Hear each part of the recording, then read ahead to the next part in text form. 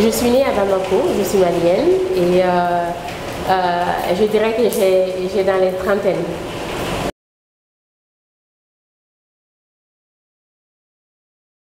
Oui, donc oui, je suis mariée et j'ai un enfant de 6 ans.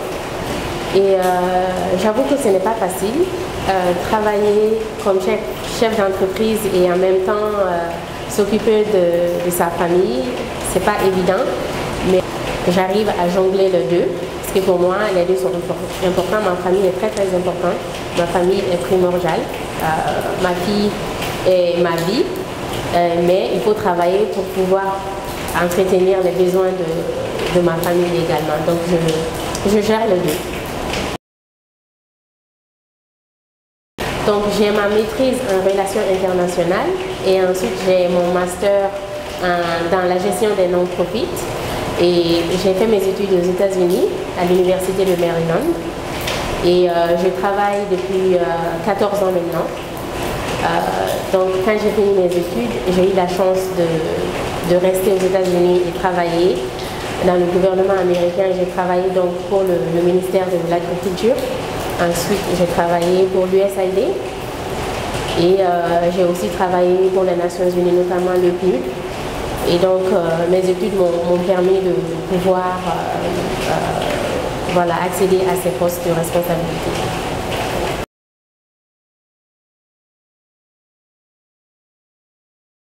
Alors, comme j'ai dit, ça fait 14 ans que j'œuvre dans le domaine international. De l'USAID, PNUD et directrice pays de Freedom House, qui est une ONG internationale aussi qui était basée à Bamako. J'ai travaillé aussi à la CEDEAO. Je suis jeune, mais j'ai beaucoup d'expérience. Et donc, en fait, c'est One qui m'a cherché, quoi. Je ne savais pas que One existait quand j'ai eu le poste. On m'a juste approché pour me dire on a ce poste à Dakar et on voudrait bien que tu sois notre représentante régionale pour l'Afrique de l'Ouest francophone et j'ai accepté.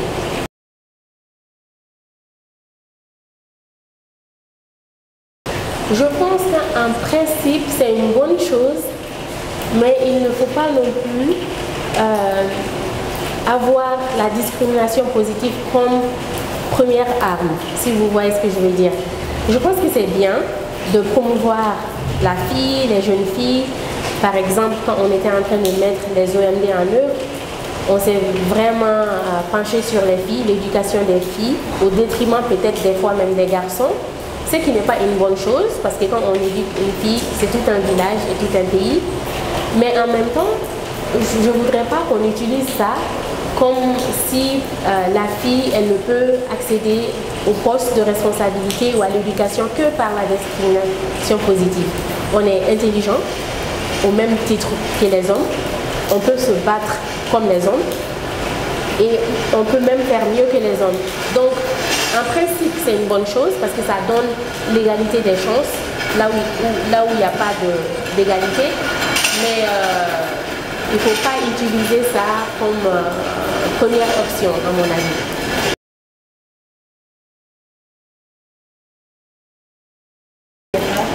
Non, alors là, pas du tout. Je suis contre ça.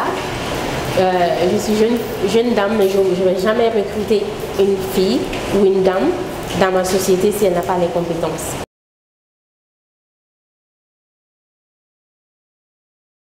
Oui, tout le temps. D'abord, quand je suis venue au Mali, je suis rentrée au Mali en 2006 et je suis venue comme chef de division et j'avais des hommes et des femmes aussi qui avaient l'âge de ma mère par exemple et on ne me voyait pas du tout, c'était difficile. Il fallait vraiment se prouver, il fallait leur montrer que moi je suis là parce que j'ai la tête. C'est pas mon âge ou mon sexe qui va déterminer ce que je peux faire. Il fallait se battre et voilà, se prouver. Tantôt on me voit jeune, tantôt on me voit fille ou femme. Alors c'est double, j'étais doublement pénalisée, quoi. C'était difficile. Moi je dirais que l'éducation est vraiment l'arme la plus puissante. Si vous avez la chance d'aller à l'école, il faut étudier, il faut faire les formations, on ne va jamais arrêter de se former. Moi, ça fait 14 ans que je travaille et bien que j'occupe des postes assez élevés, des postes de responsabilité, je n'arrête pas de me former. Chaque fois que j'ai des opportunités de formation, je me forme et j'apprends avec les autres. Donc il faut toujours avoir l'esprit ouvert. Il faut se dire qu'on ne connaît pas tout. Chacun est expert dans son domaine. On s'entraide, les uns apprennent des autres. Et voilà, il faut rester humble, étudier, rester humble et essayer de vous améliorer. Il ne faut pas utiliser, je ne sais pas, l'excuse comme ah oui, parce que je suis fille, je ne peux pas faire ça ou parce que je suis pauvre. Ça n'a rien à voir. Donc moi je dirais l'éducation, il faut étudier, il faut se former, il faut rester humble, il faut rester curieux et essayer d'apprendre. Chaque fois qu'on a l'opportunité d'apprendre, on apprend.